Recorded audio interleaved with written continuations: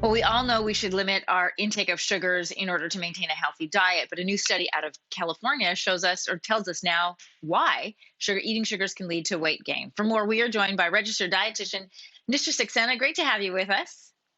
Great to be here, Emery. Thank you. All right, before we get into the study, I want to get back to the basics. Explain to us the two main types of sugar and what we need to know about them.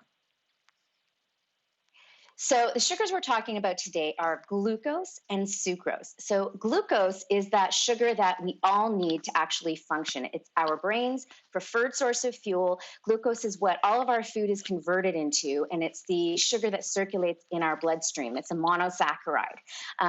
Sucrose is actually a disaccharide sugar, and it's made up of fructose and glucose together. And it's actually commonly known as table sugar, coming from a sugarcane beet, and sugarcane. And so it's often used as an additive to drinks and food. Yeah, we would never intentionally eat a scoop of this, but there's a lot of sugar that's hidden in some of our foods. Getting to the study out of Yeah. California, what did they find? Well, the really interesting thing about this study is there wasn't a lot of information about the difference between when we eat sucrose or when we're given glucose as a sugar sweetened beverage. And this study actually found that sucrose actually suppresses our appetite regulation hormones more after we drink a drink containing sucrose compared to glucose. Now, this may not seem like a big deal, but in certain populations, this could actually be a trend that may lead to weight gain over time. And so, what does then this mean for me? Because they also studied things like hormones, for example, and how sugar can affect hormones.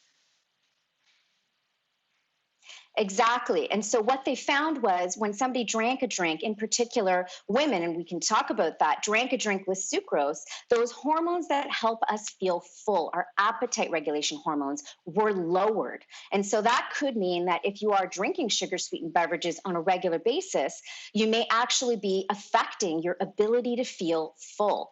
And this effect was actually shown being prominent in women compared to men.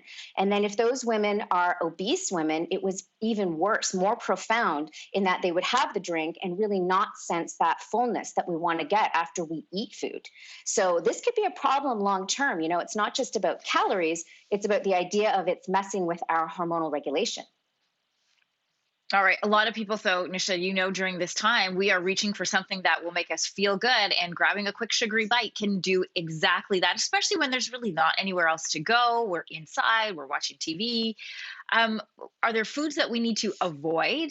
Other than the obvious junk foods, are there foods that we need to avoid?